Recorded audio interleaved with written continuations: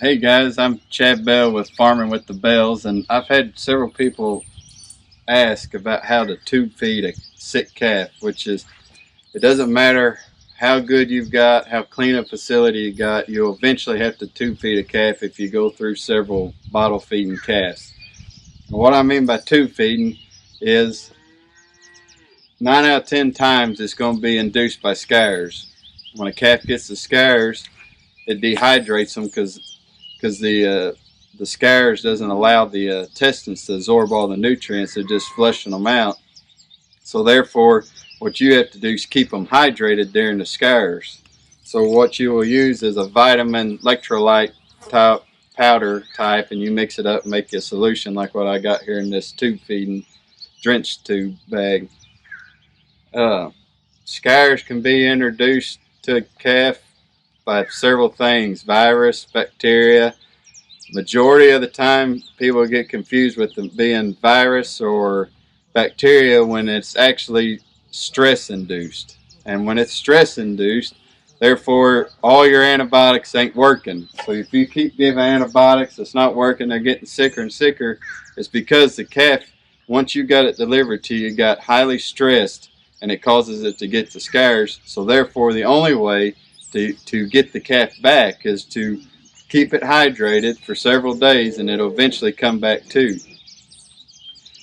Most people also think like this is enough for one day. It's not. You're going to have to give this calf 2 or 3 of these 2-quart bags a day. You want to space them out. You don't want to hold back on your milk either. You want to still feed at least one feeding of milk, or you can alternate like a milk feeding, then drench feeding, then a milk feeding, and then drench feeding at night or something, just to keep them good and hydrated. I've got a Brownie's what we call him. He's a sick calf we got. He comes sick. He comes pretty stressed. We've already been doing this for a few days. He's getting a little better where he can stand on his own. He's still coughing. When it comes to drench feeding, if they will suck and drink on their own, you do not have to do this. Just put electrolytes in a bottle and feed them that way. This is kind of your last resort on feeding these calves. Now, the process is, I see you, girl. The process is you've got your trachea and your esophagus. Okay, the trachea is going to be a rigid tube that that the calf breathes out of. Also, some people call it the windpipe. But when you grab this calf and you feel right down here in the center of this calf, you'll feel like a rigid tube that goes all the way down.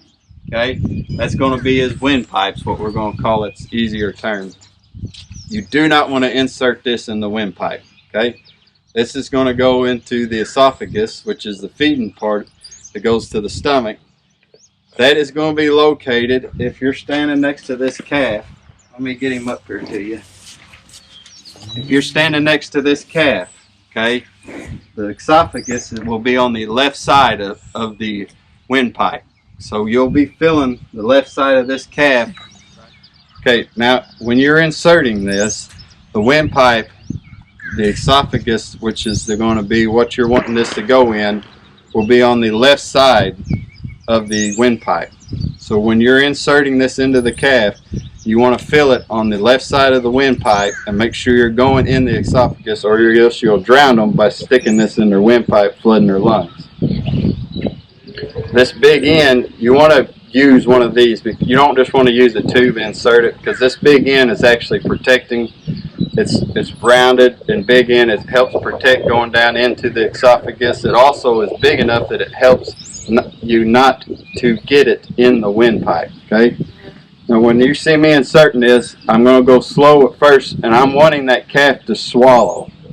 And when I'm feeling him swallow, I'm inserting this so I know I'm getting it in the esophagus. So when he's swallowing, I'm going in, then I'm feeling it. I'm feeling it on the left side of its neck.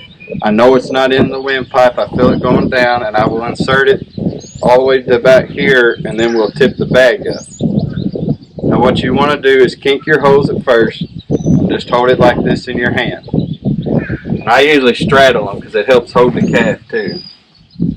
So like I'll straddle Brownie here, and I'm feeling right here along this windpipe. My hand's going to be right here, and I want to feel this tube go alongside it, not in it. Okay. If he's coughing or having problems breathing, odds are you're in the windpipe. Okay. You'll insert it kind of to the left. I'm letting him swallow it. He's doing all the swallowing on his own. And once he swallows it all the way, I'm feeling right here, and I can feel it, and I know it's not. I can feel that rounded end. I can feel it, and I can feel the esophagus, and I know it's not in it. So once I know that, then I tilt this up and let it slowly drain into him. And he should kind of swallow and all that like he's doing, because he feels it going into his stomach. So he's feeling it swallow, and he's drinking it.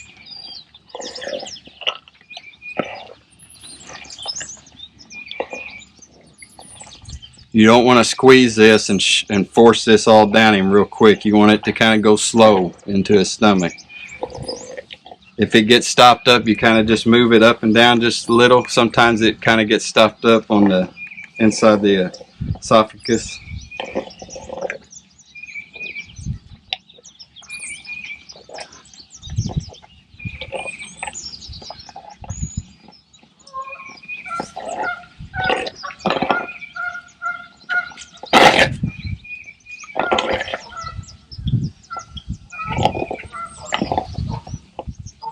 And that's about all the stomach wants to take. So then when I get it to there, I'll kink this hose again, and then I pull it out.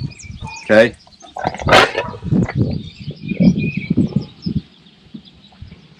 So we got about, it looks like we didn't get as much, but it's because this bag collapsed.